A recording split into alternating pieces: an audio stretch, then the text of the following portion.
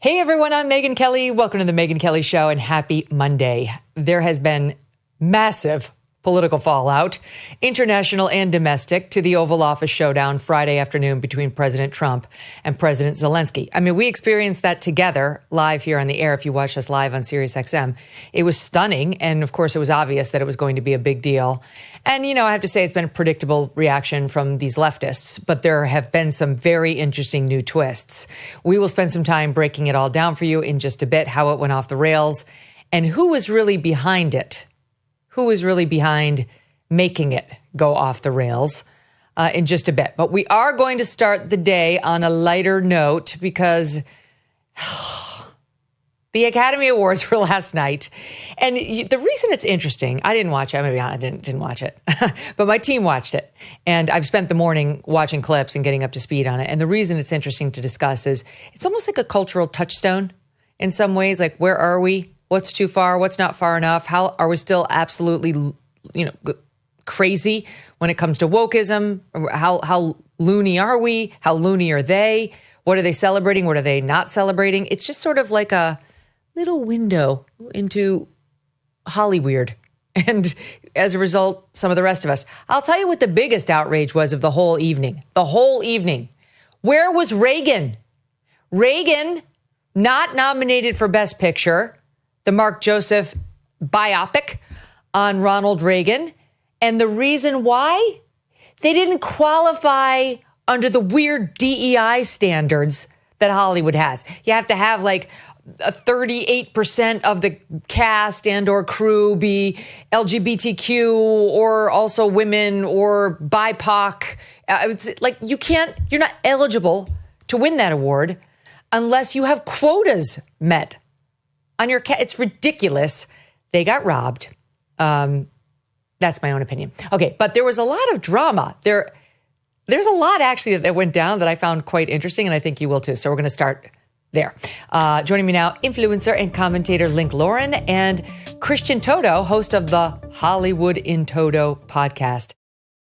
Don't miss a moment. Subscribe to this show on YouTube and follow me on Insta, Facebook, and X. The IRS is the largest collection agency in the world. And with April 15th fast approaching, it's more aggressive than ever. If you owe back taxes or have unfiled returns, waiting is not a great option. Don't do it. April 15th could mark another tax year that just passed you by and added to your stress. So the smart move is to get ahead of it now. But do not contact the IRS alone. That's crazy talk. Instead, you could let the experts at Tax Network USA handle this for you. Why? Well, not all tax resolution companies are the same. Tax Network USA has a preferred direct line to the IRS, so they know exactly which agents to deal with and which to avoid. With proven strategies to settle tax problems in your favor, whether you owe 10 grand or 10 million, Tax Network USA's attorneys and negotiators have already resolved over $1 billion in tax debt. Speak with one of their strategists today for free. Don't let the IRS control your future. 1-800-958-1000 or visit tnusa.com/Megyn. tnusa.com/Megyn. April 15th is just around the corner. Act now before the IRS acts first. Christian, Link, welcome to the show. Thanks for having me. Okay, so let's kick it off with the weird tension. I detected it too. I don't think the online influencers are all wrong. Between Oprah and Whoopi, who got up there to remember Quincy Jones. And they were both in the color purple, and Whoopi was nominated for Best Actress in that film. She didn't win, but she did later win Best Supporting Actress for Ghost. And Oprah was nominated for Best Supporting Actress in the color purple and didn't win. She's never won an Oscar, and reportedly this is very upsetting to her because she feels she deserves an Oscar. Even though TV was her medium, but she has to rule everything, so she's bitter. So watch this moment where, of course, predictably, naturally, Oprah tries to make it about herself, and you can see Whoopi kind of recoil. Watch. When we talk about Black excellence, we're talking about Quincy. My life changed forever and for the better after meeting him. He actually discovered me for The Color Purple, which was my first film. Yeah. Me too.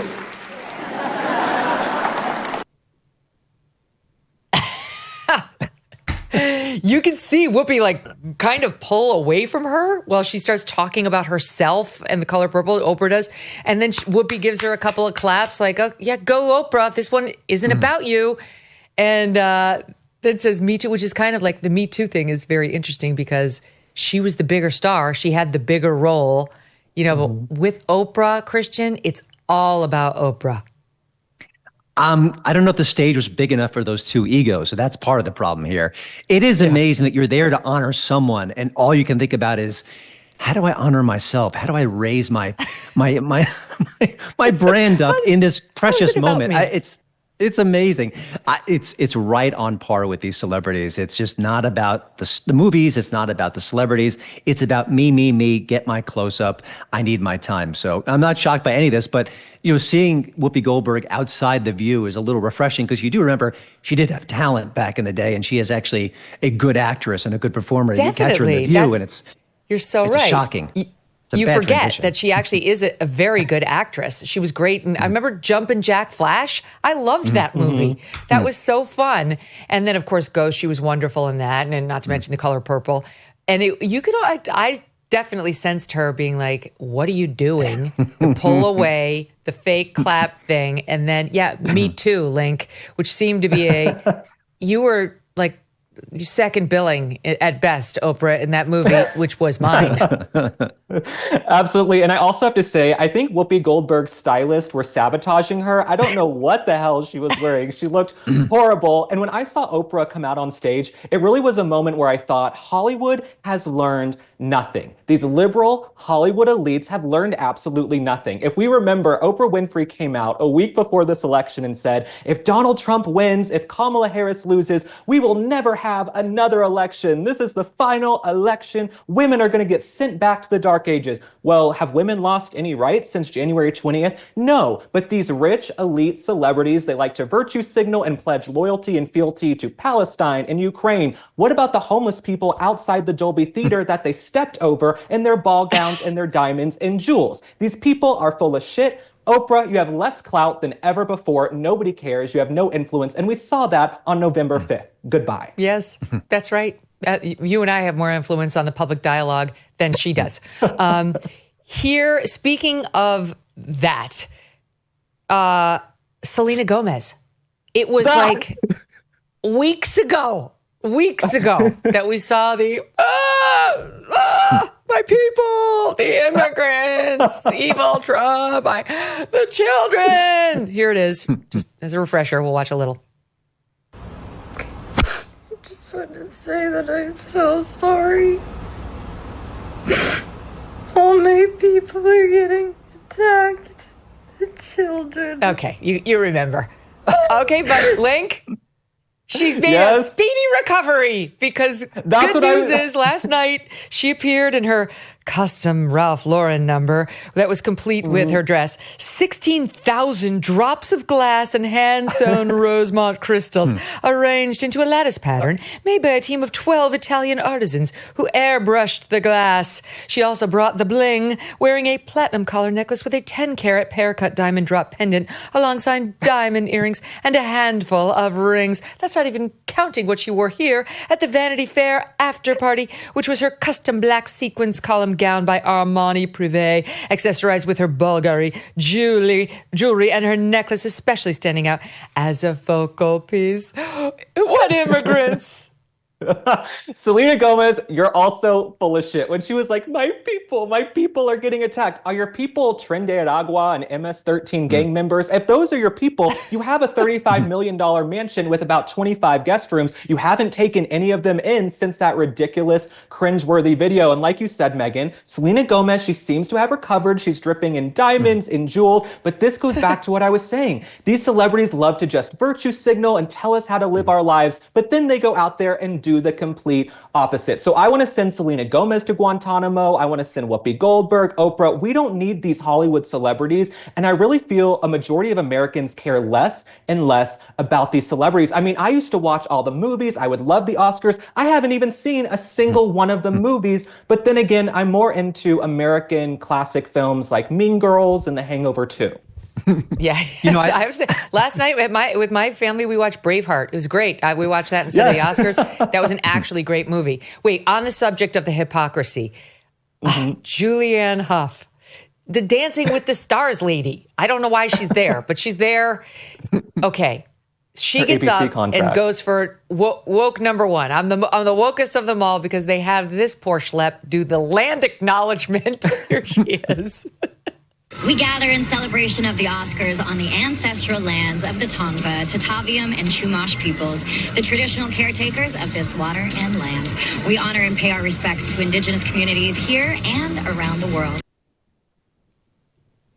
Well, it wasn't that long ago that Julianne Hough was not quite this woke, because this is her in blackface doing an Orange is the New Black Halloween costume, 2013, which is just a few years before my comment that people used to wear these kind of costumes. And she was a little less woke then, guys. I don't know. I feel like this is what happened. She got so berated by the public for that choice that now she's doing land acknowledgements. I mean, Julianne, just give the land back. Just make the whole night about the transfer of land back to the indigenous people, and we'll call it a night. We wouldn't have to suffer through a 3.5-hour show. I think everyone would be happier about that. It's so true. What are they going to do about it, Link? All they want to do is stand up at all these events, these Democrats, and say how bad they feel about the Native Americans. Anywho, back to me and my jewels. Right, exactly. I think after seeing the blackface picture of Julianne Hough, she should get together with Carla Sofia Gascon. They should do a movie together. In fact, Carla Sofia was the only one I would even want to get a drink with from the entire show. But she committed the cardinal sin. All these people, the cardinal sin in Hollywood is if you say anything remotely conservative. If you express a view that's just not in that 10% liberal Hollywood bubble, you are going to be ostracized. But I was happy to see Carla Sofia there. I don't know all of her tweets. If she said something horribly heinous, don't come for me. But nonetheless, she's the only person I'd even want to hang out with from the whole show.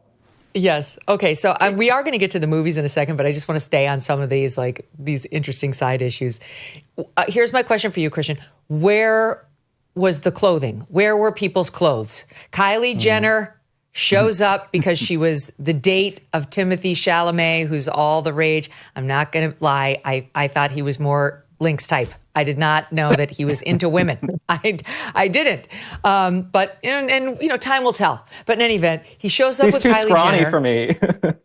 Yeah, and she's wearing a bathing suit, which is right on course for the Kardashian Jenner crowd. Look at this. Her enormous breasts and a bathing suit was her chosen outfit. I guess I'll start there. The two of them were loveboarding it up, and he had his weird yellow outfit on, like canary yellow, top to bottom. And then at the Vanity Fair Oscar party, after the fact, they also weren't wearing clothing. I'm not sure why. There was, what's her name? Oh God, come on, the one from House. Olivia Wilde. We have her picture. Yes, Olivia. Totally see-through. I can see her boobs. You can see her underwear. She's got, in the front, it looks like a granny panty, but in the back, she has no bottoms on, and you can see her total bottom. I can see total boob, all the way belly down to like almost the vag. That was her choice. And then you've got Zoe Kravitz, who thought it would be really hot to show us her entire ass. Not even just like the top of the ass crack, but full ass crack. I mean, if you go too low, people start thinking about a different thing that involves the bottom, madam. You've gone too far. It stopped being sexy and started to just be a little raunchy. So you tell me, Christian, where were people's clothing? Well, here's the thing. They want to be shocking and outrageous. And people have been doing this since Cher showed up half naked at the Oscars many years ago. If you really want to be shocking and outrageous, you say, hey, can you bring the hostages home? Hey, you know what's happening in Britain with free speech? It's going away. Maybe we should all rally around that cause and say something about it and bring it to people's attention. That would be genuinely shocking. What this stuff is just tawdry and silly. And it's just the same old, same old. It's like Madonna posing with her armpit hair, at 60 something. Who cares? It's not shocking. It's not revolutionary. Speak up for free speech. Hey, you know what? That cancel culture stuff, it needs to go. That woke garbage, gone. But they won't even say a syllable about that ever. And, Michael Rappaport, who's been just an absolute warrior for the hostages, I mean, he did a skit last year saying, imagine if the Oscars actually said, bring the hostages home. This is an outrage. It'll never happen. That is speaking Such a good lot point about this industry. You know, I'll tell you something interesting. My friends over at the Commentary podcast, John Podhoretz, who actually is a film critic in addition to being just a writer and commentary and so on, used to be a presidential speechwriter. He was going off on Adrien Brody because he starred in a movie about the Holocaust and he won. He won Best Actor. And he won another award 20 years ago for The Pianist. Got to say that word just right. The Pianist. Nailed it. and that too was about a Holocaust survivor.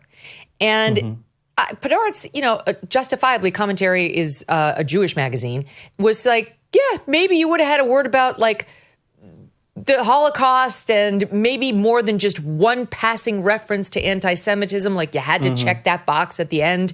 And then he lumped it in together with, racism. Like he didn't. It was like, oh, before me, I, and before I get played off the stage by the music, anti-Semitism and racism too. Here's a little bit of that. Watch. Adrien, please, I'm wrapping up. I will wrap up. Please turn the music off. I've done this before. Thank you. I'm here once again to represent the lingering traumas and the repercussions of war and systematic oppression and of anti-Semitism and racism and of othering. And I believe that I pray for a healthier and a happier and a more inclusive world. And I believe if the past can teach us anything, it's a reminder to not let hate go unchecked. What do you make of it? You know, he didn't mention puppies. Why didn't he mention how wonderful puppies are? Listen, here's the thing. The Oscar whole season isn't just this night. There are weeks and weeks where all these different artists speak to the press at different events. They do the cocktail parties. And that could have been the moment or moments where he discussed the fact that there were Nazis marching across college campuses for the last year and a half. He didn't do that. And even when he mentions anti-Semitism, and good for him, had to mention othering, had to mention racism, had to kind of dilute it. That's where we are in society right now. This industry has been so stone cold silent about what's going on in the country, about universities and the chaos and the absolute hatred. They can't spare a syllable. It is genuinely shocking. So you have to give him partial credit for even bringing it up because no one else did. It's so sad, Link. He has to get credit. He started a film about the Holocaust. Like, yeah, you might want to give it a mention. Yeah, and I get where Christian's coming from. They should say bring the hostages home. But if you haven't said that by now, since October 7th, 2023, I really don't need to hear it from you in the 11th hour after Hamas has murdered babies, women, and children and just done horrific, atrocious tragedies. I also really just don't need to hear about foreign policy from these celebrities. I mean, most of them have second-grade educations. Selena Gomez, I think she got her degree at Disney Channel University. I don't really need to hear about foreign policy from all you celebrities who are idiots. So Adrien Brody, accept your award and then get off stage. If you haven't spoken up about anti-Semitism until now, we don't need to hear it. It's a fair point, but it is very noticeable when they try to lump it like anti-Semitism and racism too, racism and the otherism and the others. I want to get everybody clapping for me. Okay, so let's talk about the movie Anora, which I haven't seen it. For the record, Podhoretz thought it was wonderful and actually thought we should all go see it. I don't know. It's about, I guess, like this prostitute, or sort of, I don't know if she's a full prostitute, but she's given it up for reasons other than love. And it's supposedly it's got like now. A great oh yeah, you have to say sex worker. You're not allowed to say prostitute. And that's what I want to talk to you about. Like they all tried to elevate that, that job, that choice as something kind of laudable. Like you have construction workers and you have dairy workers and you have sex workers. It's just like, it's a choice. It's just a totally fine choice. Here is Sean Baker accepting Best Original Screenplay for that movie, Anora, Sat 3. I want to thank the sex worker community.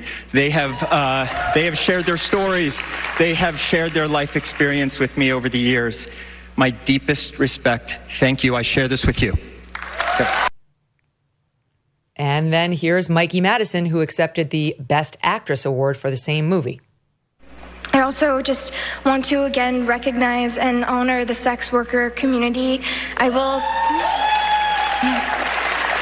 continue to support and be an ally.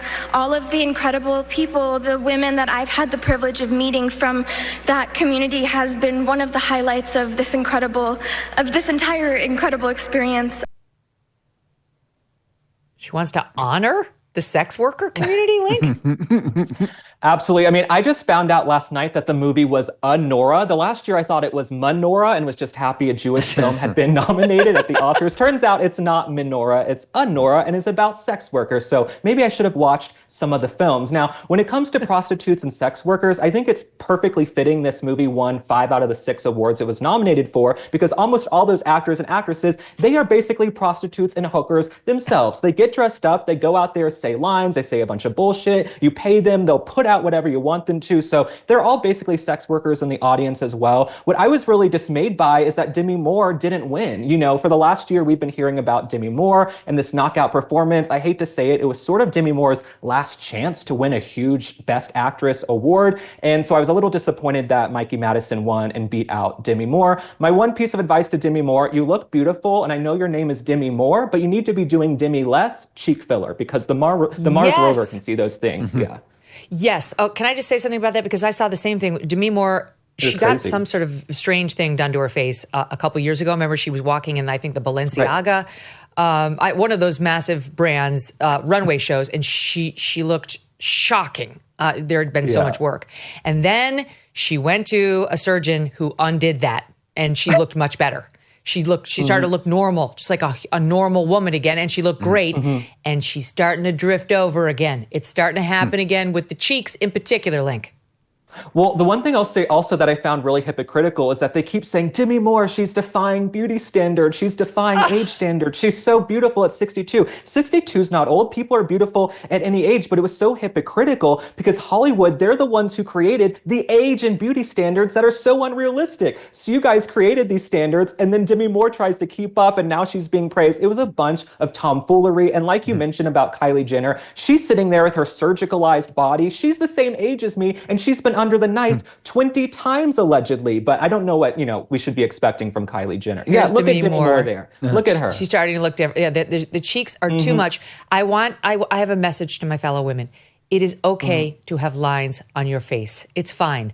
And honestly, like I'm big on Botox. I've told the audience that I am very anti-filler, because all it does is make you look bloated and kind of fat. I'd much rather have these lines here. I really would. They're lines. They're lines because I'm 54. Lines come on your face when you're 54. You can do something about the ones up here. You can't do much about these, and that's fine. Might as well let them come instead of make yourself look weirdly fat and bloated on an otherwise stunning face. Christian, care to weigh in on the beauty debate? Yeah, well, the whole thing is that the movie that she was going to be nominated, that she was nominated for, was The Substance, all about these beauty standards, all about how cruel Hollywood is for treating women differently as they get older. And what has she done? She just changed her face. She used all these different appliances and all these techniques to look younger, instead of saying, "Hey, I am 62. Look at my performance and say, this is what I did. This is the character I brought. I got a nomination at this age. I'm defying all the categories that are in Hollywood." But no, actually, she's living a life that is really kind of contrast to the movie itself. It's called The Substance. It's about eternal youth. It's about the cruelty of Hollywood. And that she's just saying, yeah, I'm going to play the game. It's just a lot of pressure. I mean, being in Hollywood is a lot of pressure. I'm like torn because I feel for these women. They can't have a career past a certain age unless they get all this stuff done. But then you do need the best friend or like the husband to be like, "Sweetheart, you've gone too far." Like Link said, more is not more in some areas. Demi less. Facial filler is definitely one of them. All right, back on the subject of anti-Semitism. The movie that won Best Documentary was called No Other Land, which was an outrage because it should have been Matt Walsh's film for the Daily Wire. I mean, just pick your film. Really, it could have been What Is a Woman, but the one about DEI and Robin DiAngelo, that should have been nominated. They are too afraid of Matt, and he didn't get it. So this movie, No Other Land, won, and here is a soundbite of that movie from its trailer, which is about what's happening in Palestine. هي المكان اللي كبرت فيه. بداية تصويري We started to film when we started to end the year 2019. They have bulldozers. I'm filming you. There's a bulldozer knocking down settlements. I need air. Oh my God, Palestinians are upset.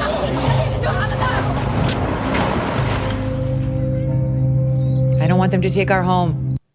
Could open eyes change minds. Okay, so this is a film about, the Israeli-Palestinian conflict told from one point of view only.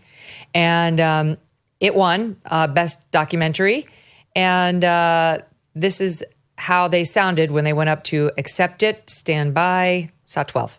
2 months ago, I became a father, and my hope to my daughter that she will not have to live the same life I'm living now, always fearing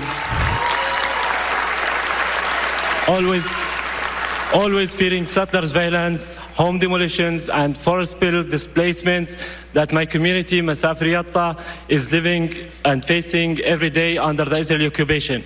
No other land reflect the harsh reality that we have been enduring for decades and still persist, as we call on the world to take serious actions to stop the injustice and to stop the ethnic cleansing of Palestinian people.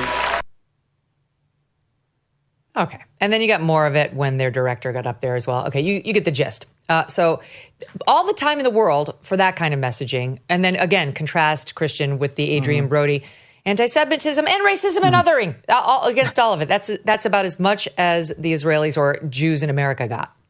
But that's why you don't get that plea to stamp out anti-Semitism, because listen to the crowd's reaction to their win, to their speeches. There were people standing up. There were people cheering. They won over the crowd. That's the message that Hollywood supports, not the fact that the hostages are still in captivity, or they've been killed, or they've been treated badly, or October 7th and its fallout. That's not what they care about. They care about this film.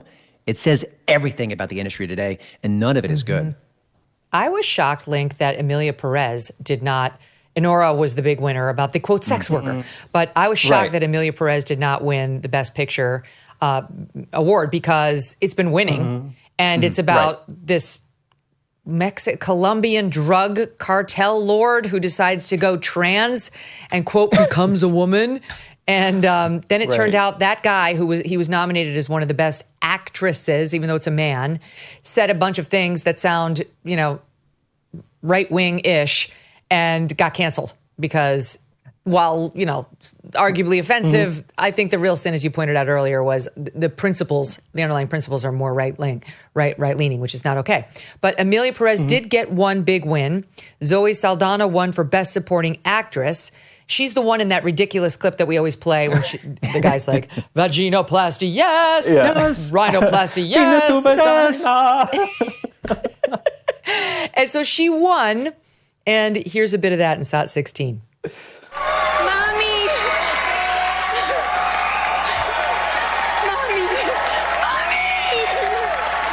My mom is here. My whole family's here. My grandmother came to this country in 1961. I am a proud child of immigrant parents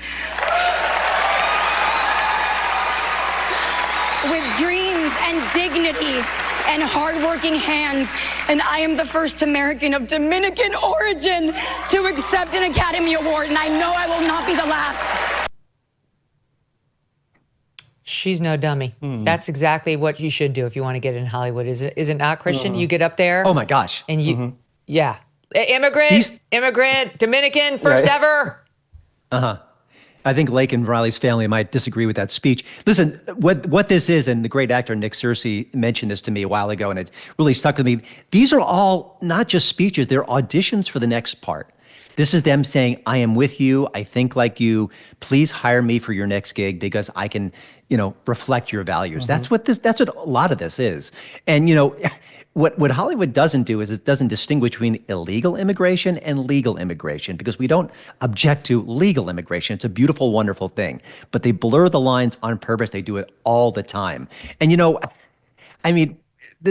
several winners last night, even though it was fairly woke-free in most regards, they had to say, oh, I'm the first XYZ to win. You won. Just give the speech. it speaks for itself. Just grab the award and go home. Could you talk about Take your a page acting? from Ricky Gervais. Yeah, exactly. Yeah, talk but about thank your director, thank your family, talk about your process. Even with the sex worker thing, it would have been fine to say, I thank the women who helped me understand this role. But I honor and respect them. Why? Well, no, this is not something we want held up as a value for our young daughters. Sure, this is an option for you, honey. I was sitting there with I didn't watch it, but if I had been 13-year-old daughter, sure, sex worker, it's on the list. You could look into that. You spread your legs for any Tom, Dick, or Harry who comes along, and they give you, a meaningful wage potentially if you're one of the lucky ones. What a ridiculous joke! These people would never want their family members to go into this totally respectable, honorable line of work. Anyway, Link, your thoughts on it? Well, I mean, you mentioned spreading your legs. That's probably how half of them got cast in these films. But when we watch Zoe Saldana's speech, it's interesting. She's all about diversity, but she rose to fame because of the Avatar series, where she's been appropriating the Blue Man Group for about 10 years.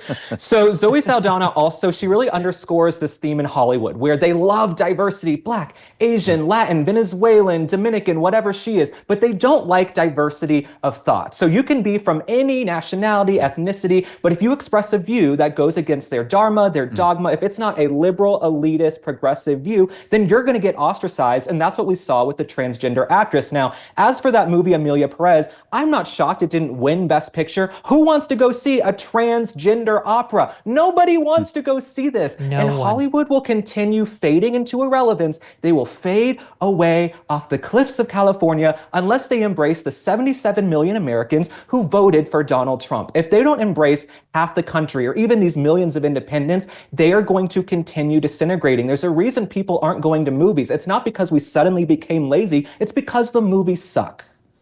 Yes, that's an excellent observation and really kind of the main takeaway, is it not, Christian?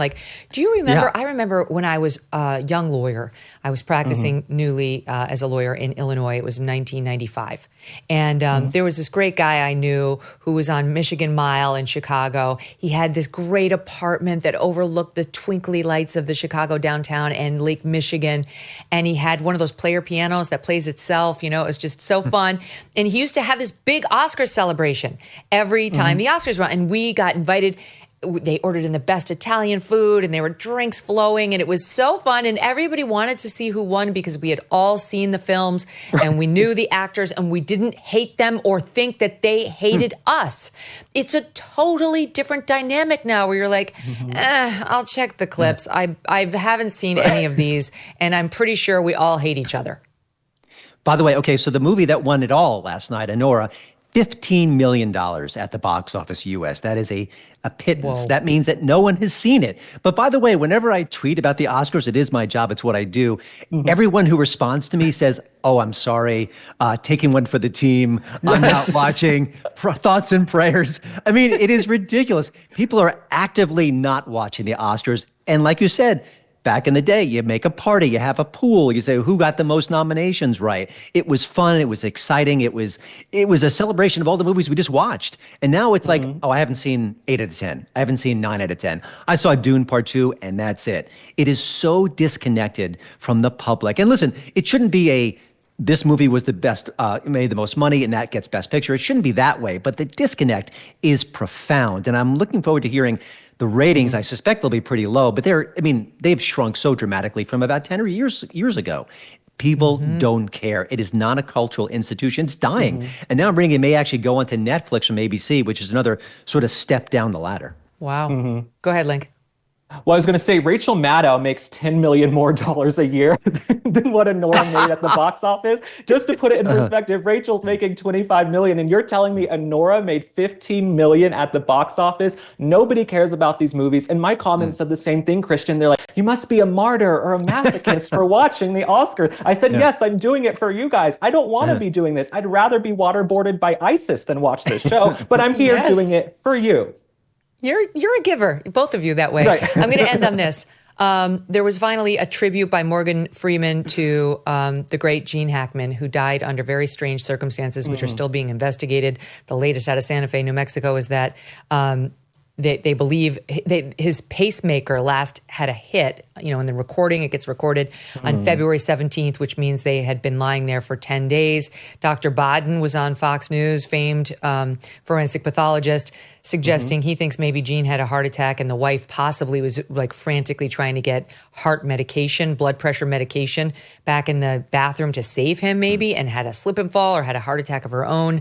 That's just speculation at this point. We'll have to wait, but they did not find carbon monoxide in the bodies. So it really truly was not a carbon monoxide event. The dog who died in the kennel was believed to have been locked in the kennel and died from just dehydration, starvation. So in any event, that whole thing is very mysterious. But Morgan Freeman got up there and gave a brief but sober tribute to the great Gene Hackman. I'll play it in part. Gene always said, I don't think about legacy. I just hope people remember me as someone who tried to do good work. So I think I speak for us all when I say, Gene, you'll be remembered for that and for so much more. Rest in peace, my friend. And you know what, guys?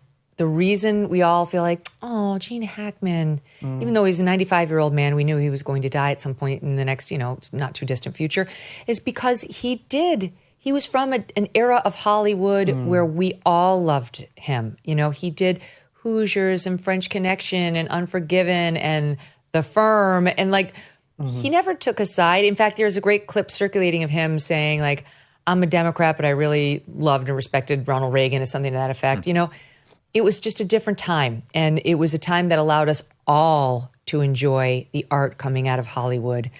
That time has gone. You're new here, Christian, so I'll give you the first crack on that one. Yeah, I don't know. Gene Hackman never insulted me. He never talked down to me. He never told me how to vote. He never insulted me in any fashion. He just made great movies. And in his late 70s, he said, you know what? I think I've done enough. I'm going to retire. I mean, everything about his career and his personal life just seemed like an arc of grace and courage. And he was the best at what he did. And for all those reasons, we admire him and we miss him dearly. And again, even though he was in his 90s, it still feels like a loss. So he is an era that has gone by. We just don't have that anymore. It's a loss of more than Gene Hackman. It's a loss of an era that we all really treasured and didn't know was temporary, Link. Yeah, nobody even makes good films anymore. I miss that era. I'm going to miss that era. I'm probably going to have to stream that era on Amazon Prime. Thank you, Jeff Bezos. But when Morgan Freeman came out, as devastating as it is that Gene Hackman passed away, I was happy to see Morgan Freeman or Mick Jagger because actually there was some star power finally at the Oscars. I don't really know who a lot of these young actors and actresses are. They don't have that same pizzazz and star factor that actors used to have to make it in Hollywood. So when I saw Morgan Freeman and Mick Jagger come out, at least it was a little exciting and reminded you, oh, there are big stars who have that X factor, because we don't have a lot of that anymore. I can't help but feel like the stars who knew they were there for their acting have never shown up to the Oscars naked. Honestly, I'm nothing against Cher because she did a great job in Moonstruck, but if you have to call attention to yourself by taking off your clothes, I mean, truly to the point where you are near naked, something's wrong. I realize these women are and were older, but you never saw Helen Mirren doing that. You never saw Dame Judi Dench do such a thing. They had dignity.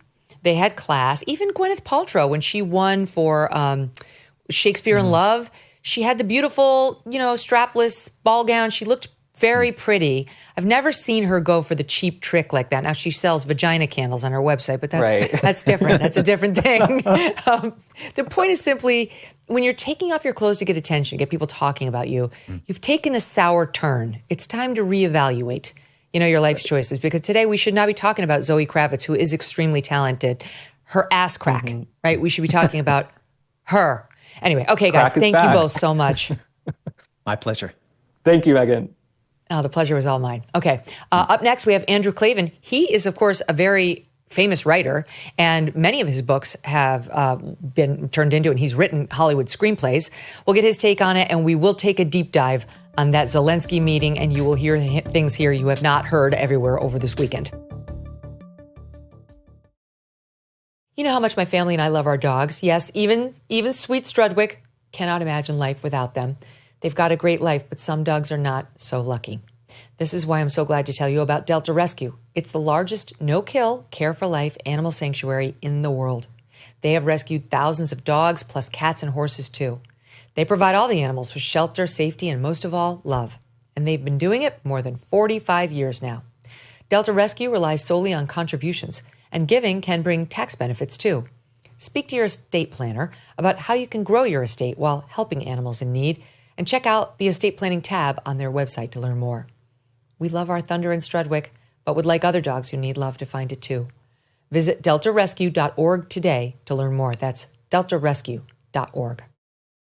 Here with me now, Andrew Klavan, host of The Andrew Klavan Show over on the Daily Wire. His latest book, The Kingdom of Cain, is out in May. Andrew, welcome back. So, did you watch the Academy Awards last night? I dipped into it again and again. I watched actually a substantial little bit of it, yeah. And what'd you think? I thought it was actually important. I called it the Screw You America Oscars. You know, it was like this kind of defiant final gasp of a dying art form, saying that we're going to make movies. You know, we're not here to entertain you. We're here to show you our virtue and how superior it is to your everyday Trumpian ideas of patriotism and marriage and love and prosperity. And we're going to show you how much wiser and higher in our virtue we are than you. We're making movies that nobody sees, about issues no one cares about, and we're going to celebrate those movies as if they were Casablanca and The Godfather and really great cinematic inventions of the past. And, you know, conservatives are always complaining about the left-wing ideas of the movies and the way the actors get up on stage and curse at us, but that's not what bothers me. I mean, what bothers me is that their ideas are a dead end, and they've hit that dead end. And that's why I thought it was actually an important cultural moment that this thing that used to be the Super Bowl of entertainment that everybody used to tune in on isn't watching at all. Nobody was tweeting about it. Nobody was talking about it. Nobody has seen any of the movies. And each one of them in its own way was a diss to the American people. It was just a slap in the face of the American people. You know, you had, the transgender musical, which is like having an anorexia musical. You know, it's like this kind of delusion that has become the latest sexual fetish of the left. You had, a film about brutalist architecture that's 3.5 hours long that it almost forced you to stay home and watch Turner Classic Movies. You know, everything they did, including Wicked, which was a popular film. There was a movie that was telling you, you love the 1939 classic, The Wizard of Oz, and you thought it was about a girl coming of age and battling her inner good witch and bad witch so she could become the kind of woman who gives men intelligence and courage and heart. No, that's not what it's about. It's about racial prejudice, because everything is about racial prejudice. And the winner, a film I actually saw, Anora, which its message, if you can say that, its theme was about a girl who is a sex worker, as they say now. She's basically a prostitute, but she yearns to marry a man who will cherish and protect her. That's actually the theme of the movie. But to get to that theme, you had to watch 40 minutes of pornography. It was degrading pornography. And when I was a young writer and I'd hang out with writers and you'd say to somebody, this story is boring. Every young writer will say, well, it's supposed to be boring because life is boring. And you say, yeah, but that's not how art works. And in the same way, this guy was saying to you, well, it was supposed to be degrading pornography because that was conveying the message that this way of life is degrading. But I don't want to watch it. I don't want to be degraded by the movies that I watch. And so everything about it was this hostility of people who are, Megyn, these people are incredibly talented. Every single person who is in that room, every single person who's nominated, every single person who gets on that stage has more of a gift from God than anyone could possibly deserve. They're all beautiful. They're all talented. They all know exactly what they're doing, but they're trapped inside this philosophy that is a dead end. And it's not about the politics. The politics are a symptom of the philosophy, which is this kind of empty, materialist, meaningless life philosophy that you can't make art out of because it doesn't reflect the human condition, which is the subject of art. And to me, it's just sad to watch. If you want to just think back in time for a minute, think back to 1987. 1987, the Reagan Revolution has taken place. Reagan has saved the country. He's made us all rich. And part of that wealth is the stock market is booming. And it creates this culture of traders who, as they put it in the movie Wall Street, greed is good. Two works of art come out in 1987. One is by the left-wing director Oliver Stone. It's Wall Street. actually really good movie. And the other is a novel by the right-leaning author Tom Wolfe, The Bonfire of the Vanities. And both of these books kind of absolutely lacerate this greed is good culture that is part of the Reagan Revolution that has saved the country. And so you step back and you say, well, why does both a right-winger and a left-winger expose this culture and satirize this culture that right-wingers are supposed to have loved? We all look back fondly on Ronald Reagan.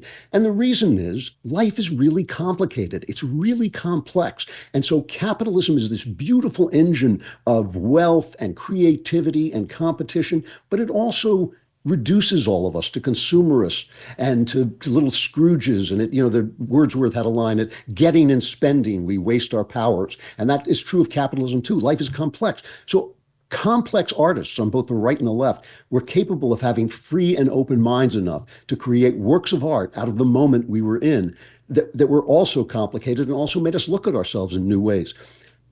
That's complexity. Those are free thinkers. Now we have these people who must believe certain things. If you go on the Oscar website and you search standards, it will tell you exactly how many excluded people you need to have in your movies, exactly how many story narratives have to deal with excluded people. It's the DEI of art. It's death to art. It's death to free thinking. And they're all stuck in it and they can't break free. If you say anything even slightly out of the box, you're canceled, you're done. That's the death of art. So their ideas become these simplistic things. Men can become women. Evil can be destroyed if we're only tolerant of one another. Free sex will make you liberated. These are the ideas of children. These are adolescent children ideas that turn artists into troglodytes, So now a guy who loves the arts, me, is looking at this, and I've been talking to you about this for at least 6 or 10 years. Our art scene has been dead. Our novels aren't that good. Our movies aren't that good. Some good things pop up on TV, but not that often. That's coming to an end, and that's what this Oscars was about. This was like the Terminator's fist as he sinks down into the fiery lava and is destroyed. They were showing their defiance because they know they're finished. They are This is a finished community. It'll come back. The arts always come back because the arts are the expression of the spirit in man, and the spirit never dies. But this idea was a dead end, and now it's hit the wall. And so it's really a sad moment for a art form that dominated the 20th century and spread American values and the values of freedom throughout the world. It's a sad end to that, of these people talking to themselves. And as you were saying to my pal Christian Toto, exposing their bodies instead of saying complex and interesting things. And it's a sad moment, but it's the beginning of something new. I do not think this can continue. I know for a fact these people are all broke. Their studios are broke. They have no money to make films. They have no way of reaching the people who care about new things. And the Trump era is not just about Trump. He's just really, in some ways, he's the cause of it, but in other ways, he's just the symbol of it. This is a true vibe shift. This is not a vibe shift for today or Thursday or Friday. This is a vibe shift that's going to continue for, I believe, decades to come. This is a new idea that has come into the world, that maybe there's more to our traditions than we thought. Maybe there's more to liberty than we thought. Maybe there's more to having different opinions and discussing them with respect than we thought. And maybe there's more to mankind and the soul of man than we were allowed to think. I think this is a big change that's coming, and these guys are going to be left behind. But this new generation, the Gen Z people, they get it, and they're going to make great art in the future. And I'm not depressed about it. I'm just waiting. I'm hoping I live long enough to see the change that's coming. I totally agree with that. I was thinking about it because Timothée Chalamet was in the news. He played Bob Dylan, and so was there and didn't win. But he was quoted recently as saying, "I really want to be one of the greats. Yep. I would love to be remembered as one of the greats, like a Brando type." And you can't do that without great material. Like, you could be the greatest ever, but if you're handed only like a bunch of absolutely meaningless drivel, it will never happen. So the great talent that's out there now should be hoping for this revolution. They should be hoping for the ashes to come such that it can then be rebuilt. Because right now, I mean, it was peak maybe 4 years ago, but it's still terrible. And I think it's going to remain, pretty terrible for a while because there's such a lead time on these movies. They should be looking at things like Maverick and seeing how well it did. Any movie involving faith, friendship, redemption, those do well. Stuff about trans operas, not so much. The winning thing about the sex worker, 15 million, no. They're slowly going to learn, and they're going to learn the hard way. Stand by. We're going to take a quick break. More with Andrew right after this. These days, personal safety is not something that can be left to chance. Whether at home, on the road, or just living everyday life, having a reliable way to protect yourself and your family is crucial. That's why Byrna is the choice for so many. Byrna is a game-changing, less lethal self-defense tool. Compact, powerful, and easy to use, it provides the confidence to act in any situation. Byrna uses non-lethal rounds, tear gas, pepper, and kinetic projectiles to effectively stop a threat from a safe distance. And the best part? Byrna can be shipped direct to your door, and it's legal in all 50 states. Byrna is proudly American, with products hand-assembled in Fort Wayne, Indiana. And look, sometimes a firearm is not the right choice for you, and Byrna provides a powerful alternative. Protect what matters most with Byrna. Visit Byrna.com, that's Byrna.com/Megyn to receive a 10% discount and learn why thousands of people and law enforcement agencies are trying out Byrna's less lethal protection. Byrna, non-lethal self-defense, always ready. It had the feelings at times, Dana, of an ambush. It seemed as though, Vladimir Putin's work was being done for him. It was a planned ambush designed to embarrass President Zelensky in order to benefit Vladimir Putin. I think there's no question that this was a setup. This was a setup for the cameras to try to humiliate Zelensky.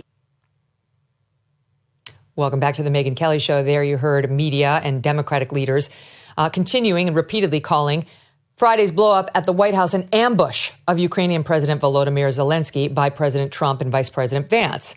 We will be hearing about the fallout from this meeting for a very long time. Okay, but the widely shared clips online do not tell the whole story of what actually happened in that meeting. We were all together when this broke. Remember, we had the gals from Red Scare on. We just got long clips. And now I've watched the whole thing, and maybe you have too. But I'll tell you, if you haven't watched the whole thing, you haven't seen the proper parts highlighted by the mainstream media, including Zelensky's antagonism and true open disrespect, and the Democrats' apparent attempt to sabotage the meeting just prior to it, which they've been openly bragging about, but now that they just want to blame it all on Trump, are trying to say has been totally misrepresented. No, we didn't do anything. You, Chris Murphy, you're a villain and you're a liar. And we'll get into it. Most news programs you're going to listen to have neither the time nor the desire to walk their audiences through the critical moments that happened before the viral showdown. But we do. And we would like all of you to fully understand what took place in total. This thing lasted 49 minutes. President Trump started the meeting complimenting President Zelensky and the Ukrainian soldiers. Your soldiers have been unbelievably brave. We've given them great equipment, but somebody has to use the equipment. They've been unbelievably brave. This was supposed to be over very quickly, and here we are 3 years later. So I give tremendous credit to your generals and your soldiers and yourself. It was very gracious of the president.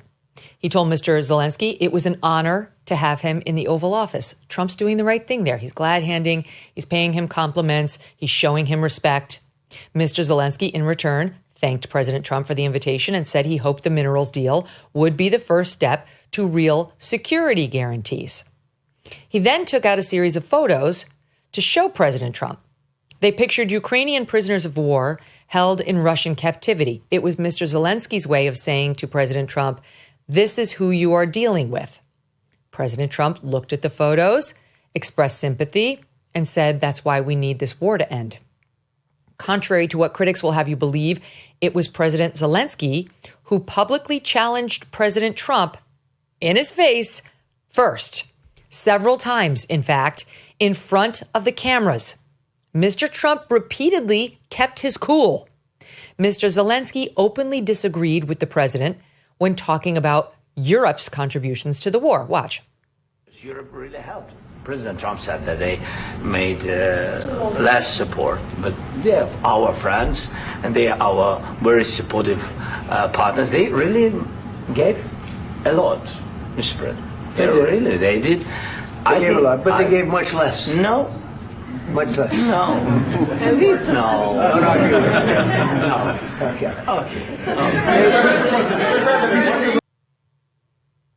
You can see they had a little disagreement. For the listening audience, they both leaned in on their point, and Trump sort of jokingly, warmly, in a friendly manner, kind of touched Zelensky's arm like, oh, I kind of agree to disagree. It was good. It was a nice moment. They laughed it off and they kept going.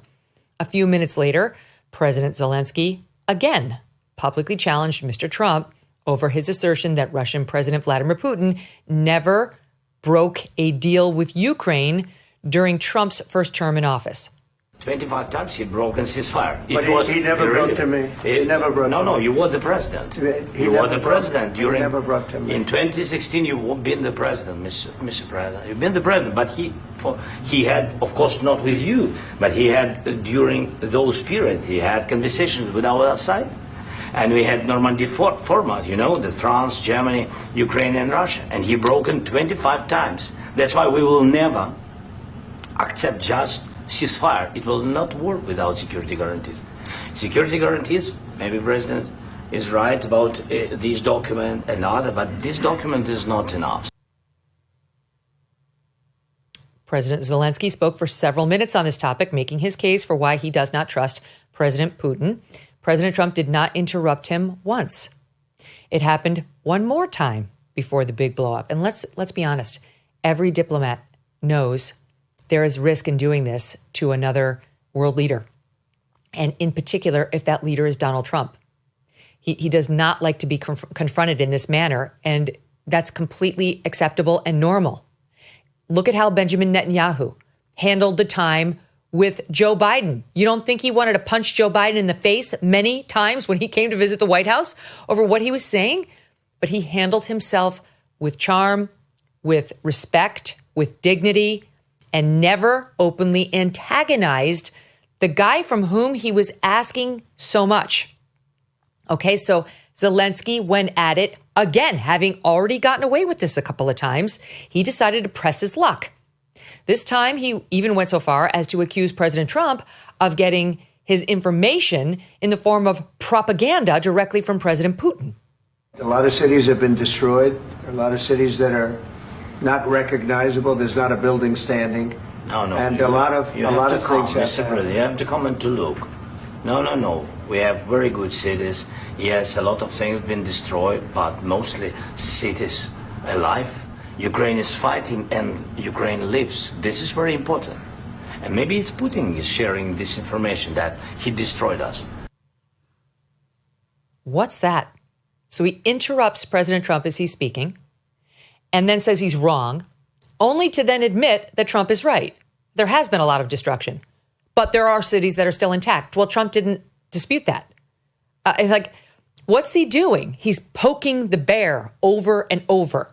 Why would you do that to somebody whose support you must have, you desperately need? Why was he in there antagonizing Trump? I mean, in particular, this would be antagonistic to any of us, but in particular to President Trump, and he knows that, as do all world leaders. It is what it is. Deal with it. But once again, President Trump let the comment slide. He was staying above it. He did not engage, though he was being directly challenged publicly. President Trump even said at one point, quote, "We haven't committed, but could conceivably," end quote, commit U.S. troops to Ukraine after a peace deal is reached. That was a huge moment and could have been a huge win for President Zelensky to take home, because Trump has said exactly the opposite thus far, but he did not take the W. Aside from his vocal criticism and interruptions and challenges of President Trump before the open argument that we all saw, Mr. Zelensky's body language also caught the attention of many observers. When President Trump was talking about not wanting any more death on either side, Mr. Zelensky raised his eyebrows and sighed. We have tremendous death taking place as we speak, and I don't want to have that. Think of the parents, whether they're in Russia or Ukraine, think of the parents of all these people being killed needlessly. They came to our territory. Should have never started. If I were president, this would have never started. He also shook his head shrugged, sighed, and rolled his eyes several more times while President Trump was making his points. Watch. I don't think you're going to need much security. I think once this deal gets done, it's over. Russia's not going to want to go back, and nobody's going to want to go back. And who would protect Shaking his those head. minerals if they are U.S. interests? Would that be Ukrainian They'll forces? be protected. The European agreement forces? will protect them. US The agreement, yeah, we're signing an agreement. You know? Right, but what if Russia Raised tries eyebrows. to invade or there's Russian aggression in response? I just told you I don't think that's going to happen. And if that were going to happen, I wouldn't make a deal. If I thought that was going to happen, I wouldn't Head make a shakes deal. eye. Okay. If you don't think there's been other world leaders in the Oval with this president or are others who wanted to shake their heads no while our president was making a point, they didn't agree at all, who wanted to say, they attacked us. You don't think Netanyahu would have liked to have said that to Biden? They attacked us. They attacked us in the middle of his remarks, yes. But there's a diplomatic way of handling this. And instead, the left would just like to blame Donald Trump. They don't want to acknowledge any of these minor and then cumulative, serious provocations and antagonistic behaviors. These were just the gestures that we saw when Zelensky was on camera. We didn't see the whole, we didn't see anything that happened when he was off cam. There very well may have been more that Vice President Vance and other officials in that room witnessed. And when the big blow up happened, Mr. Zelensky also addressed in that critical moment as the tension was building, Vice President Vance using only his first name, saying, "What kind of diplomacy, JD, are you speaking about?"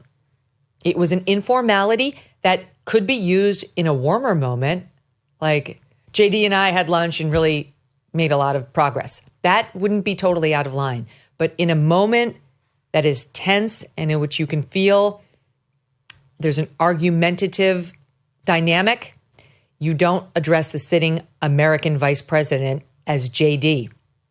It felt disrespectful to a lot of Americans. And then came the moment seen around the world. What kind of diplomacy, JD, you are speaking about? What do you mean? I'm talking about the kind of diplomacy that's going to end the destruction of your country. Yes, but if you are not strong... Mr. President, with respect, I think it's disrespectful for you to come into the Oval Office and try to litigate this in front of the American media. First of all, during the war, everybody has problems. Even you, but you have nice ocean and don't feel now, but you will feel it in the future. God bless. You don't know that. God bless. You don't God know that. bless. You will not have a war. Don't tell us what we're going to feel. No You're in no position to dictate what we're going to feel. We're going to feel very good. You will feel influence. We're going to feel very good and very strong. You will feel influence. You're right now not in a very good position. You're gambling with World War III. You're gambling with World War III. And what you're doing is very disrespectful to the country, this country. It's with back all to respect to you. your Far country. more than a lot of people said they respect. should have. Have you said thank you once? A lot of times. No, in this Even entire today. meeting, you said thank you. Even today. You went to Pennsylvania and campaigned for the opposition in October. Offer some words of appreciation for the United States of America and the president who's trying to save your country. We are staying in our country, staying strong from the very beginning of the war. We've been alone, and we are thankful. I said thanks You haven't been in this alone. cabinet, You and haven't not been only alone. in this cabinet. We gave you, through I this said stupid president, $350 billion. You voted we gave for you your military president. equipment, You and you voted men for are your brave, president. but they had to use our military. What about if you didn't have You our invited military me- equipment, You invited if me you to didn't speak. have our military equipment, this war would have been over in 2 weeks. In 3 okay? days, I heard it from Putin. In 3 days, this is something Maybe new. less. In 2 weeks, of course, yes. It's going to be a very hard thing to do business like. That was with Obama, who gave you sheets, and I gave you javelins. Yes. I gave you the javelins to take out all those tanks. Obama gave you sheets. In fact, the statement is Obama gave sheets and Trump gave javelins. You got to be more thankful, because let me tell you, you don't have the cards. With us, you have the cards. But without us, you don't have any cards. It's so interesting because Trump held his fire until Zelensky suggested that the United States was under threat. And Trump was not going to let Americans sit at home and be told by the Ukrainian leader that we were next. And honestly, that's when Big Daddy got in there and he was like, oh no, now it's on. That's when Trump got mad. You could feel it. Zelensky said there, you don't feel it now, but you will feel it in the future. And Trump was like, you don't tell us that. You're in no position to be speaking to that, none whatsoever. And then you have the nerve of Zelensky when Trump eventually starts interrupting him back, going, you invited me here to speak. What? What? He sat there, he let you interrupt him repeatedly. Only when you suggested America is going to come under threat did Trump stand up and say, now I'm drawing the line. Now you're done. Now I am going to do the talking. So why would Mr. Zelensky travel all the way to Washington to go to the White House and try to publicly own the leader of the free world? Right? Like, why? Why would he have handled it this way? Well, perhaps we need look no further than the Democratic senators with whom Mr. Zelensky met before he went to the White House. And I mean within the hour. Take a listen to Arizona Senator Mark Kelly talk about what he told Zelensky within the hour of that meeting we just witnessed in the White House. Hey, folks, just met with President Zelensky a little while ago, told him how I feel the American people are really behind him in this struggle, and Russia brutally invaded Ukraine, and Putin is a war criminal, should be in prison. I also told him I'm a little uncomfortable that this now appears to be like sort of a business transaction, but at the same time, Zelensky needs to do what is in the best interest of his country and his people. Okay, so that doesn't sound very positive about the deal, does it? I'm uncomfortable. It's been reduced to a business transaction. Just a little needling. I'm uncomfortable, and we're all on your side, and Putin should be in jail, and you should do what's in the best interest of the Ukrainian people. Democratic Senator of Connecticut, Chris Murphy, too, posted on X. Now, keep in mind, he did this at 11:15 on Friday morning before the meeting and before the blow-up. He was so proud of himself. He posted on X Friday morning, quote, just finished meeting with President Zelensky. He confirmed that the Ukrainian people will not support a fake peace agreement where Putin gets everything he wants and there are no security arrangements for Ukraine. You see what he did. His post accompanied a picture of Zelensky at a conference table with, who's that across from him? It's Senator Murphy, who's right across from him. This was within 1 hour of Zelensky's White House meeting, as I said. As I pointed out on X yesterday, it would appear that here's what happened. The Democrats bashed the two-phase deal Trump was arranging of 1, a financial agreement, and then 2, a ceasefire deal as, quote, a fake peace agreement with, quote, no security arrangements to Mr. Zelensky right before he went to the White House. It's fake. There's no security arrangements. It's a business deal. I'm uncomfortable with it. I want assurances, I guess, in Chris Murphy's case, that the people, that you're not going to sign it. And then he went to the White House to sign what was clearly phase 1. No, it wasn't the ultimate ceasefire. It wasn't the security arrangement deal. It was the first part of it, which was the minerals deal, which is the thing that Trump has been saying all along will be, in essence, a form of U.S. security, because if we're investing hundreds of billions of dollars trying to extract these raw earth materials from Ukraine, his theory is that Vladimir Putin will not mess with Ukraine. He'll be messing with our interests. And then when it comes to boots on the ground, the Europeans are going to speak to that in phase 2 of this deal. But it was shat all over by Chris Murphy and others. And then when President Trump and his vice president, J.D. Vance, called out his grandstanding and disrespect, Zelensky's, all hell broke loose. And the Democrats now, that it devolved to a fight, have reverted to their tried and true accusation that Trump is no more than Putin's puppet, that this whole thing was an ambush by Trump of Zelensky because he wants to do the bidding of Vladimir Putin. And here's one other thing. So Chris Murphy today is very upset. I bet he wishes he hadn't sent out that tweet. He didn't know it was going to happen, and that he would later see it as a great way to blame Trump for being a Putin puppet, again, who sabotaged poor Zelensky. You see, the problem is he already had gone on record as saying what he said in that tweet we just put up. And now he's all over X trying to do one of these, walking back. He claims he's now the victim of a MAGA smear. Over the last 24 hours, MAGA has been ceaselessly spreading the claim that Democrats, from Susan Rice to Tony Blinken to me, pushed Zelensky to reject the minerals deal. Total lie, made up out of thin air, zero sources. A short lesson in how these lies spread in MAGA world. Not entirely clear where it started, but the source looks like it might be from a totally random MAGA user who says she is just speculating that Blinken, Rice, Nuland, and Vindman had a conference call with Zelensky, just a MAGA troll making up shit in their basement. I don't know anything about that. I know what you tweeted, though, sir. Another source seems to be this New York Post columnist who wildly twists my post about Zelensky's well-known opposition to a bad ceasefire deal into a claim that Democrats advised him to reject the mineral deal. Totally false, zero regard for tactics. You made clear, though, sir, you made clear that you got him to confirm to you that the Ukrainian people will not support a fake peace agreement where Putin gets everything he wants and there are no security arrangements for Ukraine. He's pretending in that post that what was supposed to happen this past Friday was not part of it. It was very clearly phase one. It was the most the United States is willing to do. Zelensky went in there, and what did he bitch about? Did he bitch about the minerals deal? No. He kept hammering Trump on security. I need security arrangements because Putin's going to betray the deal, just like he did all those other times. Well, I have something to tell you. That was not the day for that argument. We should have taken step one of the diplomatic arrangement. Get the minerals deal in place.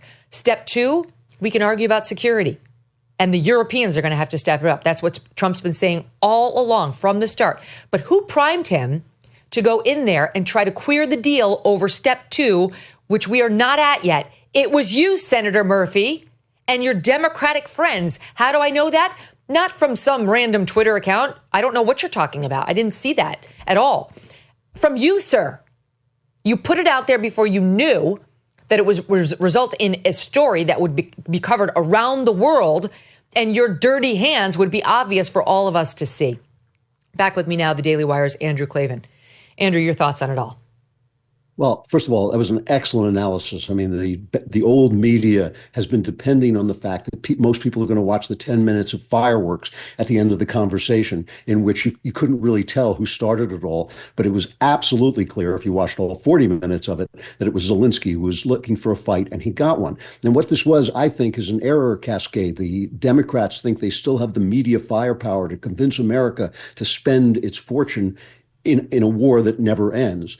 And Zelensky made the mistake of believing the Democrats were still going to be able to move the people to make Trump back down. And I don't think that's going to happen. The two questions that the old media never, ever asks themselves is, what is Trump doing? And is it possible that he's right and everybody around him is wrong and the old experts are wrong? And I think Trump is doing something very, very specific. Trump is a guy who sees things in total.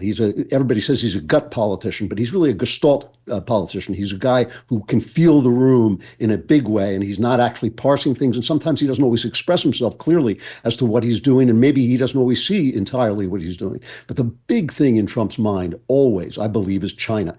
And they keep the intelligence services and the newspapers who serve them keep pushing Russia on us as our major threat. Russia is essentially zero threat to the United States of America. China is a huge threat to the United States of America. They've infiltrated every level of our society, Hollywood, the news media, the politicians. They are, and academia as well. They're stealing our goods, they're stealing our ideas, and they're building a military, first to invade Taiwan, which would be a financial, economic disaster for the United States. And ultimately, I think they want to challenge us and challenge our supremacy in the world. And that's what Trump is thinking about. So he's got a deal that's really actually kind of brilliant. He's separating Putin from China. They're supposed to be the good friends. And Putin's a smart guy. He understands, he's a bad guy, but he's a smart guy. He understands that China is just going to eat him last. They're not making any real deals with him, where the United States is not going to eat him. We don't eat other countries.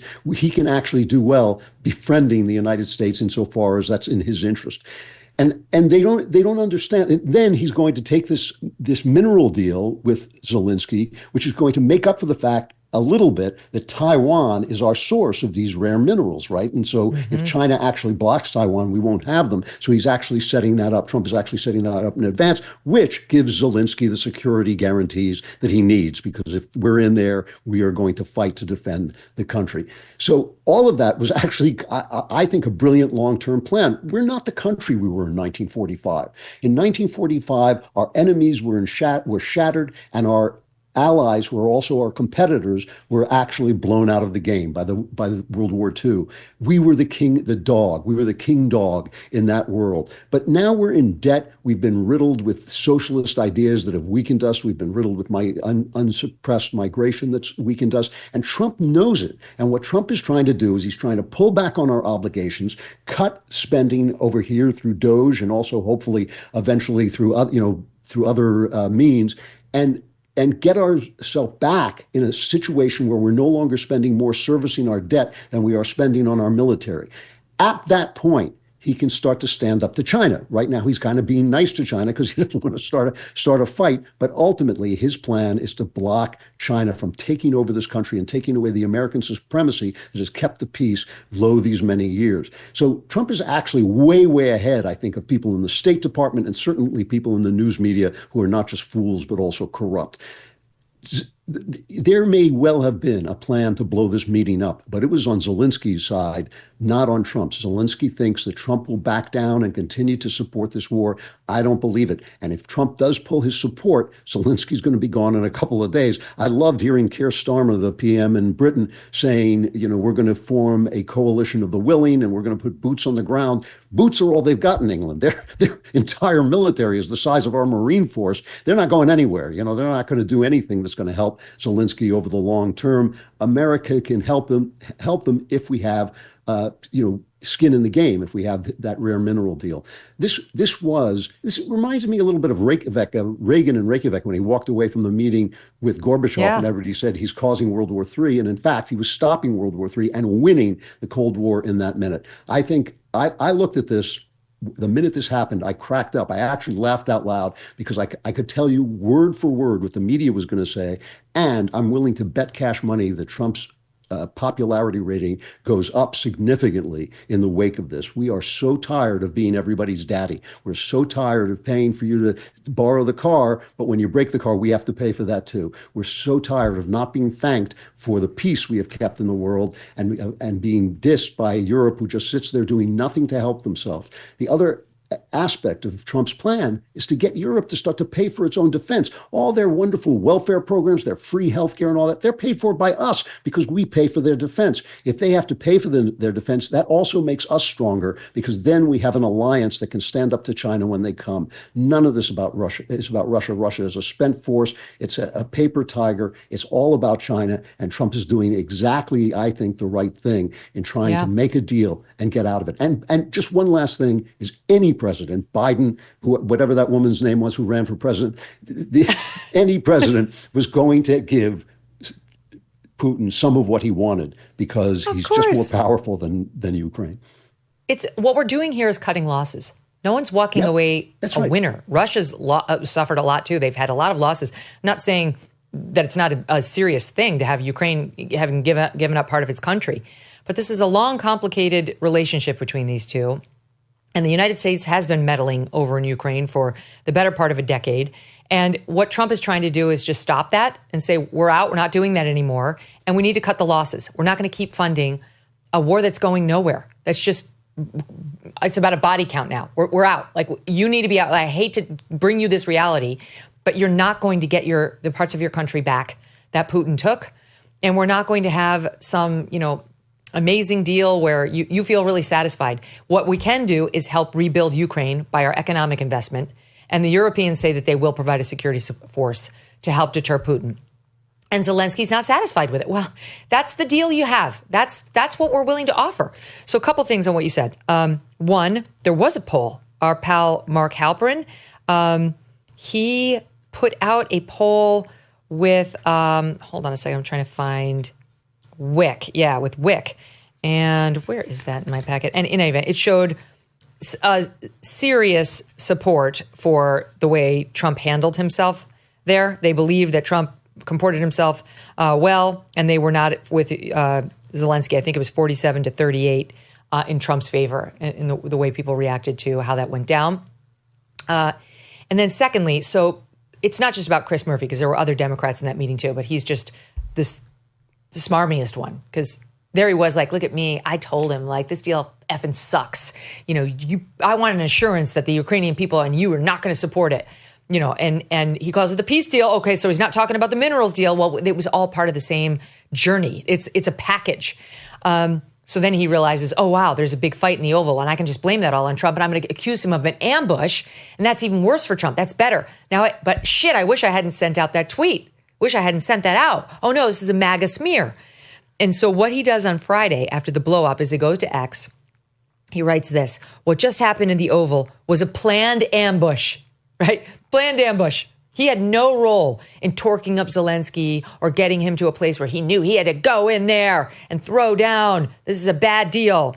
Designated to help a brutal Russian dictator. Okay, and then he goes on CNN's Sunday show, and now he's really worked himself up into a lather, talking about Russia, Russia, Russia, Putin, Putin, Putin, Trump, same person, SOT 23.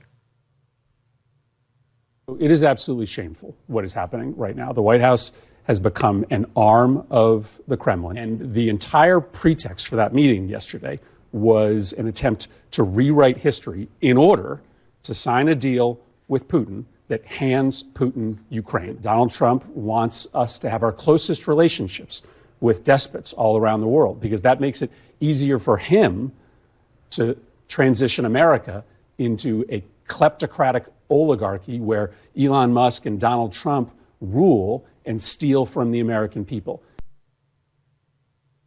The balls. I mean, honestly, the nerve of this guy. It's funny. Every president blames the prior president for his troubles, but if ever Trump said something that was 100% true, is this war would not have started if he had been president. That is absolutely the case. You remember Joe Biden saying, well, a little incursion wouldn't be such a bad thing. And of course, his retreat from Afghanistan and chaos obviously encouraged Putin to do what he was going to do. Everything, it's just amazing to me that everybody in the press, it's not just the left-wing press. Nobody ever gives Trump the benefit of the doubt, the simple benefit of the doubt. Barack Obama blamed George W. Bush for all his problems for 8 years. It's 39 days since Trump became president, and suddenly we're blaming him for a war that started on Biden's watch. It's absolutely ridiculous. And this other idea that somehow we're going to be friends, they keep comparing it to Yalta. They keep comparing it after World War II. We divvied up the world, and the Soviet Union got Eastern Europe, and how unfair that all was. But you have to remember that we needed the Soviet Union as an ally to defeat the Nazis. And now it would be helpful if Russia were on our side instead of on China's side, because China is a serious, serious threat, and Russia is not. Russia is not going to suddenly march on Washington. China could do exactly that. I mean, they could exactly really tie us up, both financially, both economically, and militarily. I mean, they're one of their shipyards can build as many ships as all of our shipyards put together. They are ramping up, and we are on our back heels, and this is just the truth. And Trump is thinking about that truth, and these guys aren't. And the Democrats, when on earth have the Democrats ever been the supporters of America in these little wars that take place? It's, we won in Vietnam, they lost Vietnam. We won in Iraq, they lost Iraq. They keep giving up the things that we win. Trump was 5 minutes away from signing a deal that would have put this thing to bed. With everybody, like a good deal, everybody would have been a little bit dissatisfied, but he didn't start the war. He was just going to end it. And Zelensky blew it up, not Trump. Why would Trump blow it up? The other thing, Andrew, is the reports are that Trump was actually in a great mood that day. He was excited to be signing this minerals deal with Zelensky. He really does believe this is the first step toward peace. And Trump has been the opposite of a warmonger his entire life. I believe Trump is 100% sincere in wanting this thing to end. And the left says, oh, it's a surrender. And by surrender, it's cutting the losses. The thing is going nowhere. If it goes on, there's absolutely no reason to think the Ukrainians will do any better than they've done unless we dump trillions on them. Sure, I suppose we could dump trillions and turn this thing around for them. There's not a single American other than some lunatic on the far left that wants to do that. So that's not going to happen. So it's cutting losses. So anyway, Trump reportedly was very happy on Friday when Zelensky was coming. He was looking forward to signing the deal and really thought he was going to have a great, PR weekend. He wasn't ambushing this guy. You wouldn't know that if you listened to the soundbite I played at the top. And then here's a little bit more from the left-wing reaction over the past 2 days. Listen. It was like maybe when you were 2 years old and you got in trouble for putting your hand in the cookie jar, you know? It's like, oh, you didn't thank your parents enough for raising you. I think that this was staged. Forgive us, President Zelensky, for having inflicted this idiot animal Trump upon you, and for permitting him and his little worthless idiot bitch Vance to ambush you. Trump must now lose power. That boy ain't right. What was the cause of this? It could be a combination of being a fat fucking slob. It could be that he's can't sleep at night because his beached whale body can't allow the circulation it needs. But I think we should revisit the possibility of a syphilis diagnosis. A little desperate, maybe. So it's syphilis. These guys don't know that it's Trump's weight. Yeah. He's a fucker. And there's, I mean, for some reason, CNN thought we really wanted to hear from former Fox and Friends anchor and Miss America 1986, Gretchen Carlson, with her belief that this was an ambush. Who gives a flying fig what she thinks about this? These guys have not figured out yet that we have the capability to expose them in real time. They have not figured it out. They think they can lie. Jake Tapper is writing a book about the cover-up of Biden's mental state when Jake Tapper was one of the people who covered it up. They think we can't see them. They don't understand that the news media, we do not have the reporting power that they have yet. I mean, the New York Times has more reporting power than all of us put together. But we do have the power to expose them in real time. Why do you think they were investigating Elon Musk even before he became the Doge Master? They were investigating him because by giving people freedom to speak on X, he was opening up our power to expose them. We have exposed them. That's why Trump won the election. He would not have won the election if we didn't have that power. And they don't understand that we have the receipts and we can get them to the American people in real time. That's why they're telling Zelensky that don't worry, the American people are on our side. It ain't true, because we can tell the American people the truth almost as fast as they can lie. And that is just a new thing. That is an actual new development, and they cannot accept it. They don't get it. That's why, if you watch the Democrats, they're hilarious at this point. They're out in the streets, protesting the death of fraud. They're out, what do we want? Fraud. When do we want it now? They're doing these 1960s demonstrations on behalf of the CIA, on behalf of fraud and expenditure and waste. It's just amazing. They cannot understand yet that we can see them. And one of the funny things is, if you're in DC, where I often am, you understand that they're surrounded by this media bubble, and it takes an effort of imagination to understand that the rest of us have broken free. The rest of the country has actually broken out of that bubble. We're not dependent on it. We can see the truth on X. We can find the truth on social media. They just don't get it. And I think actually that's the cause. I think that misunderstanding on the part of the left and the part of the Democrats, that they have lost their media power, is the cause of what happened with Zelensky, because they told Zelensky they could take care of him. They're going to make Trump back down, and Zelensky believed him. And I think that error cascade is what made him go into the Oval Office and blow up that. That's right. If you can just get these critical facts in front of him, just call him unfair. Just get these pictures in front of him and contradict him on his statements about Europe. Just needle him about how he's been misled by Russian propaganda. That'll do it. These Democrats knew exactly how that would go over. They primed the pump with this guy. They got assurances from him about how he was never going to accept this deal in toto. And then when he went in there and did exactly what he was advised by his Democrat buddies to do, things blew up.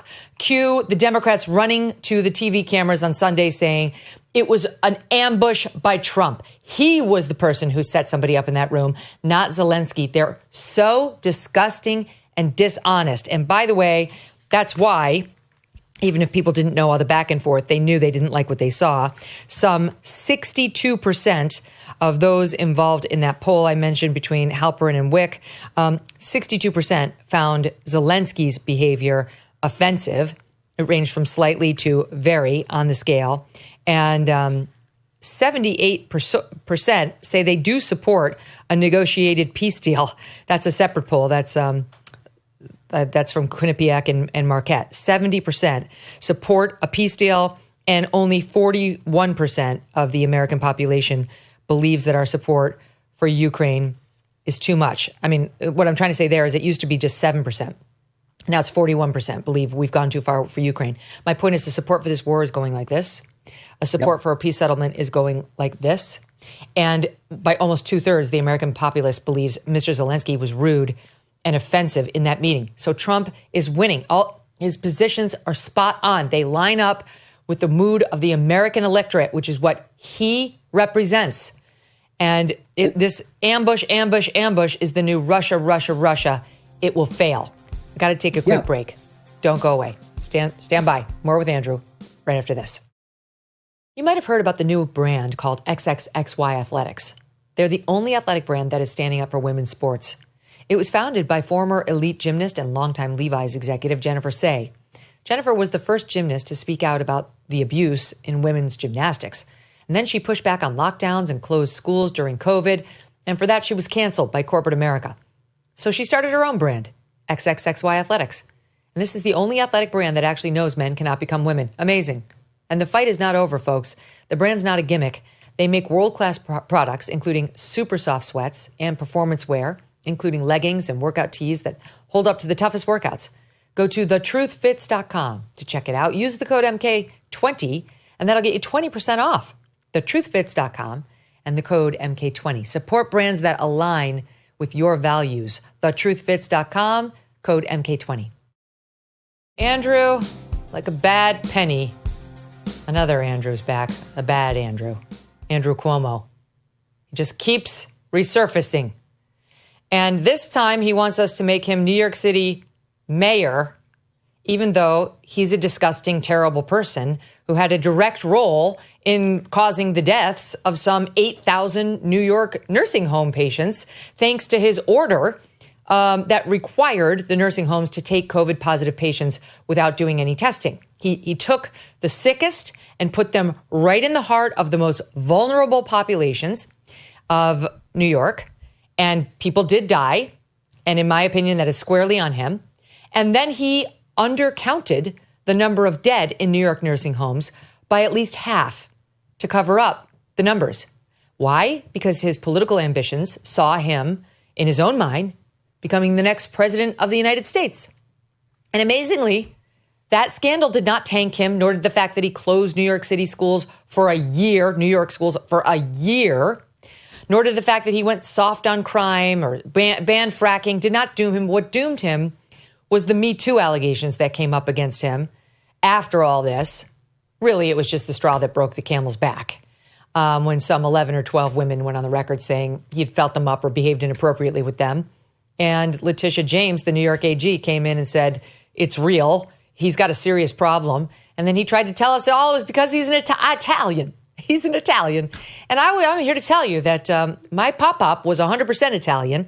Now, my mom's 50% Italian, and I'm 25% Italian.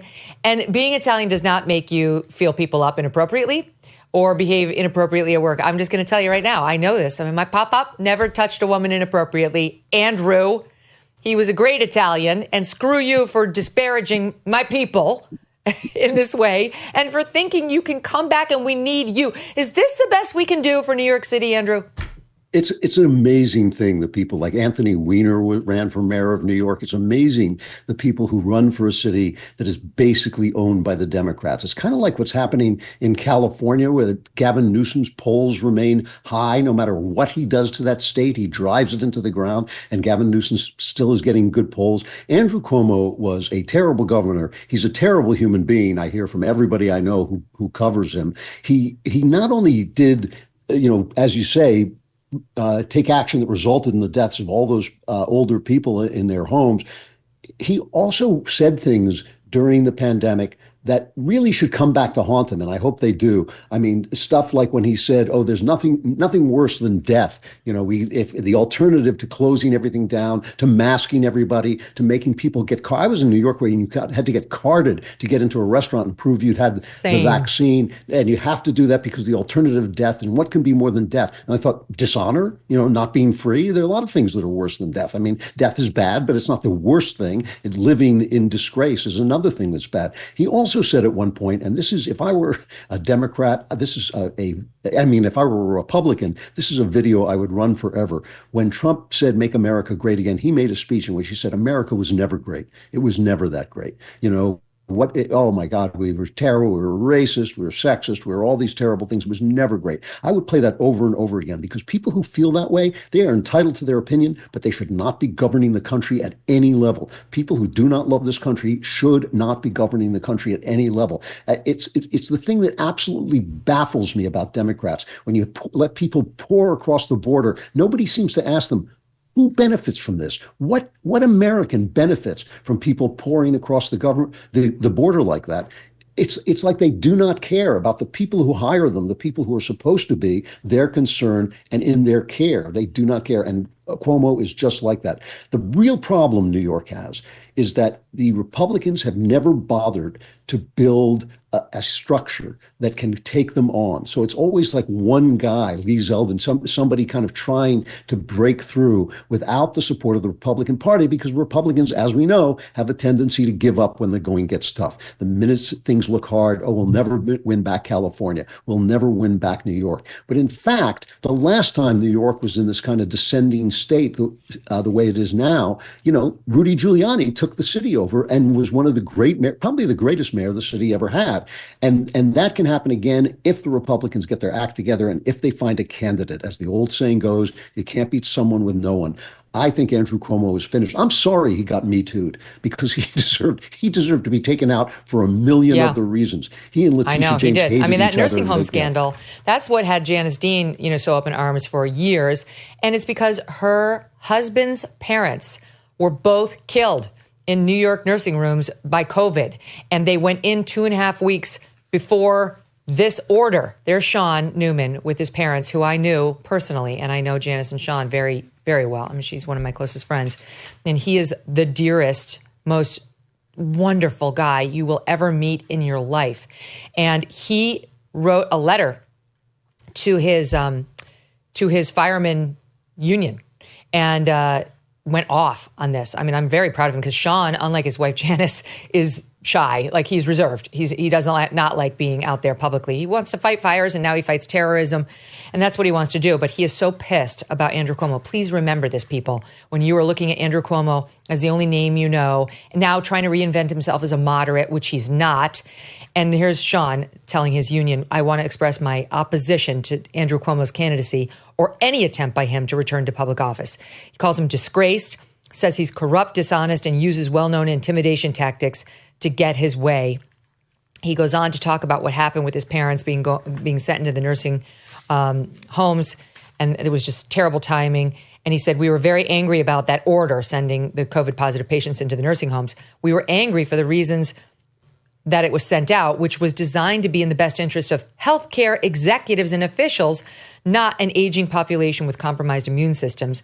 These decisions were based on politics and exacting control on the population. He points out we had the USS Comfort, that aircraft carrier, and the Javits Center totally empty during the crisis. They could have sent COVID-positive patients there. He didn't.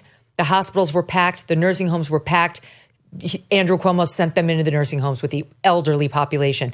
No satisfactory answer was ever given, he writes, why the Comfort and the Javits lay in disuse during the worst pandemic in 100 years. He had us all fooled in the beginning with his version of fireside chats, his daily pep talks watched by the whole country. He said, but this was not him leading in crisis. It was to set up his next political leap, which was potentially as next president of the United States if his true colors were not revealed. With the death toll still spiking, he thought the best use of his time and staff resources was self-aggrandizement as he worked on a so-called leadership book during the pandemic and on the public dime. Just a reminder, because his polls right now show him leading because of name recognition. But what we've also seen, Andrew, is that when people are reminded of his dastardly deeds, they come back down to earth, and he is beatable. I'll give you the last word. Absolutely, and he has no friends. Letitia James didn't take him down because of her love for females, because she was protecting women. She took him down because she hated his guts. They were like two scorpions in a bottle, the two of them, and basically that's the way everyone around him felt. And ultimately, that comes back to bite you. You know, you cannot run if you don't have the support of your party. And Andrew Cuomo really does not have the support of anybody. I'm not too worried about him, except Democrats in Democrat cities can take an awful lot of punishment before they wake up. I know. I mean, in an era in which, New York State moved more to the right, New York City even moved a little bit more to the right with Trump, are they really going to take Andrew Cuomo and his fake, reinvented, moderate shtick seriously? I urge you not to do so. We can do better than Andrew Cuomo. I'll say this, running for the Democratic primary is this guy named Whitney Tilson. And this is somebody who Bill Hackman has endorsed. That's somebody that you could look at if you were a Dem. But do not look at Andrew Cuomo. He is not the answer. He is the problem. Andrew, thank you. Always wonderful to see you. And tomorrow, our friends from the Fifth Column are here. We'll see you then.